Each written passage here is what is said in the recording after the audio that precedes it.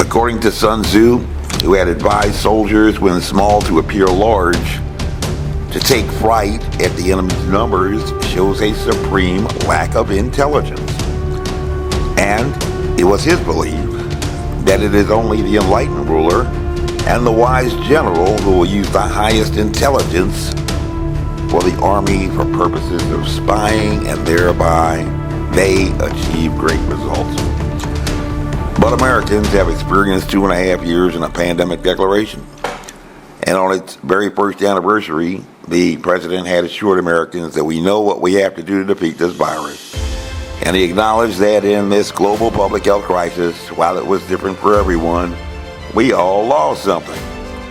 But one popular general thought that Americans love a winner, that Americans hate to lose.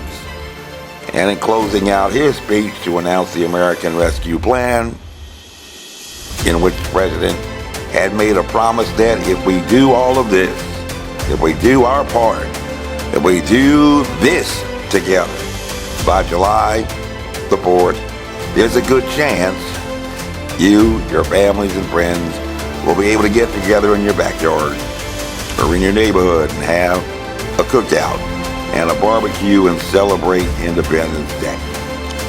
He had to acknowledge even then that we've lost so much over the last year. We lost family and friends. We lost businesses and dreams we spent years building. We've lost time with each other.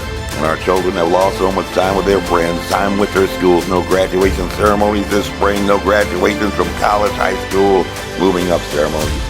Yet far worse, the president acknowledged that we lost faith in whether our government and our democracy can deliver on really hard things for the American people. And here we are in yet another election year to do a little in-progress review to figure out whether or not we're doing the right thing to end this pandemic. And with upcoming midterm elections and kids getting ready to return to school, a hot-button issue in the off-year elections of last year, the CDC has just announced relaxed guidance after coming into contact with an infected person.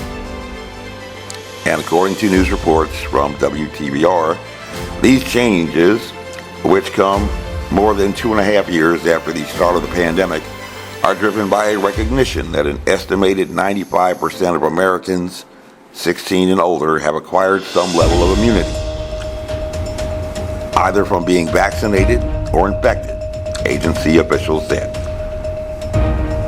But the fact is that with the vaccines, as miraculous as they are claimed to be, we still suffer from breakthrough infections. And even Dr. Ashish, the COVID-19 guru now at the White House, people continue to die, 75% of whom continue to be those over the age of 65. But News Channel 5 in Nashville adds that the new guidance emphasizes understanding the risks of the virus, how they can protect themselves and others, what to do if someone is exposed to the virus, and what to do if you test positive for COVID-19. And this new guidance comes after a series of revised guidance outlines, relaxed guidance outlines, from guidance on quarantine earlier this summer that caused great confusion and panic in times historically associated with fear, confusion, and despair, according to the Data Institute at the University of San Francisco at the early of the pandemic. In addition to recent reversal by Dr. Anthony Fauci regarding the actual effectiveness of non-medical grade substitutes for respiratory protection, who was himself recently infected, along with the president, and who had told Americans that this virus has fooled us before. And as Dr. Rochelle Walensky has said, this virus isn't stupid. But at least according to Sun Tzu, the general who loses a battle makes but few calculations beforehand, failing to make provisions for the hereafter. Thus, too many calculations lead to victory, and few calculations to defeat. How much more no calculation at all? It is by attention to this point that I can foresee who is likely to win or lose, according to Sun Tzu.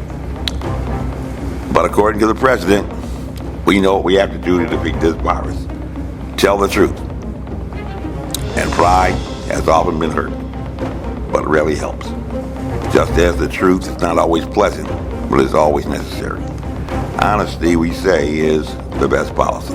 Hello, my name is Major Mike Webb, described recently by one federal court in Texas as a litigation hobbyist, and described by the Progressive Voters Guide as someone who had been against the government response to the public health crisis, about which even the Wall Street Journal earlier this year had indicated that lockdowns and stay-at-home, shelter-in-place guidance had been ill-advised from the beginning and had negligible effects on curbing infection spread or adverse outcomes like hospitalization or death.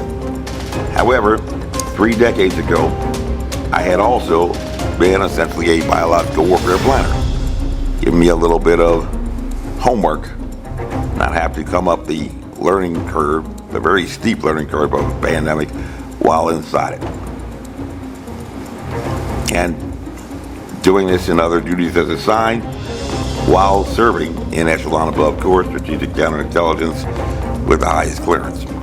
And in less than a year, operating even without an attorney, I have personally had docketed over half dozen cases at the United States Supreme Court, some of which remain still undecided, and the WHO director, Tedros Adhanom Ghebreyesus, probably stated it best at the end of December of last year when he had said, surely, we have learned by now that we underestimate this virus at our own peril. But apparently, that was only an aspirational hope, because still, we underestimate the virus. But this should make sense, because if your adversary is smarter than you, then you are at a distinct advantage. You don't want to play chess against the chess master. And preferably, you don't want to be dead. So, for the next few minutes, we shall go through a once-over-the-world review on an assessment of the threat picture, like we do normally in the military, exploring what has been described as the unique capabilities, officially gains of function, acquired through apparently a natural selection from a zoonotic source that officially still remains unknown for one reason or another, and for which officially, even according to the CDC, as of its last official update on May 7, 2021, it's been over a year, the infectious dose of SARS-CoV-2 needed to transmit infection has not been established, which should be of some concern if you're trying to protect yourself. You don't want to be going into a room of an unknown number of people and not know how many other guys to bring with you or equipment, as apparently the Navy SEALs did in Abbottabad, running around with a model of what the exterior looked like, but no idea what was inside, how many people, or if it had any subterranean tunnels going to the military installation 1 mile away. But things, at least in that instance, just happened to work out.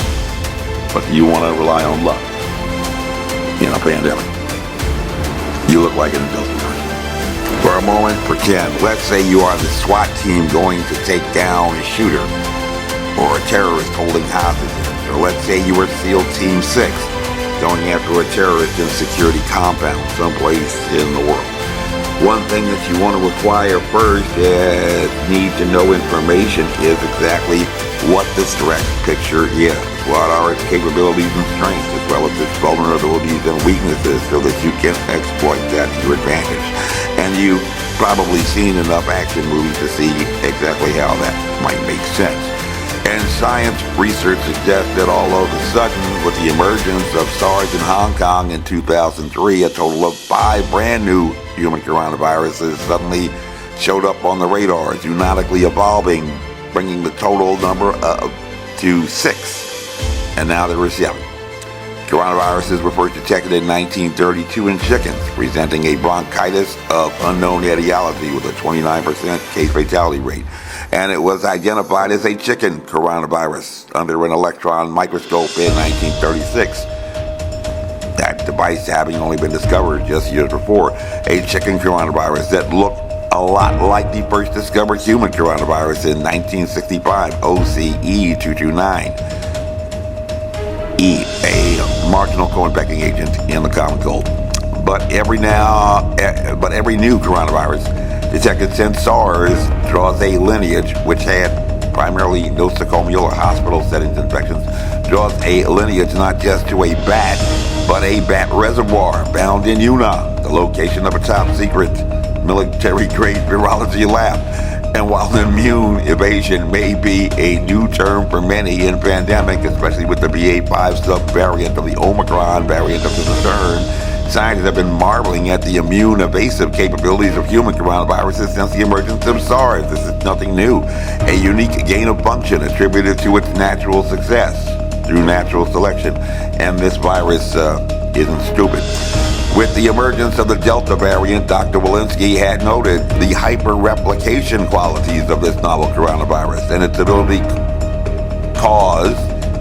to cause an infected person to shed a very high viral load.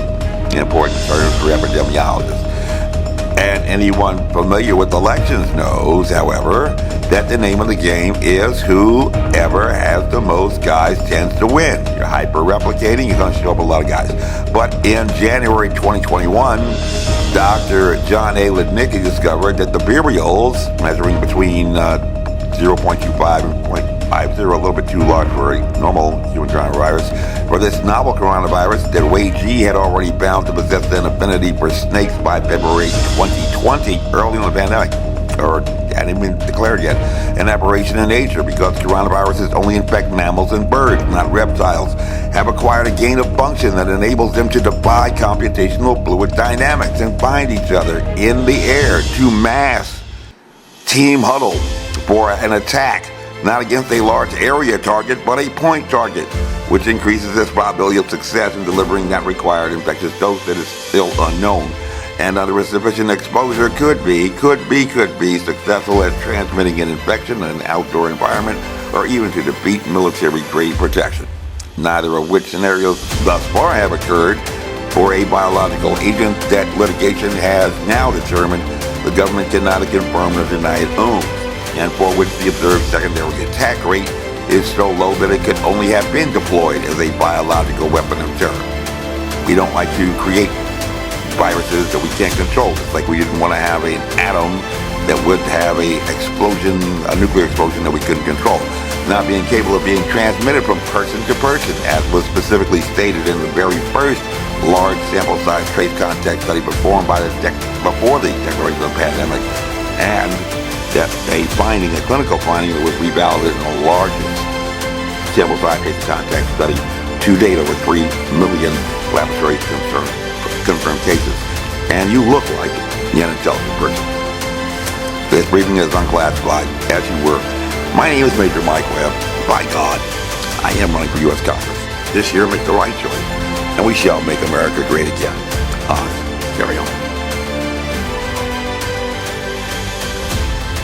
This advertisement was authorized by Mike Webb.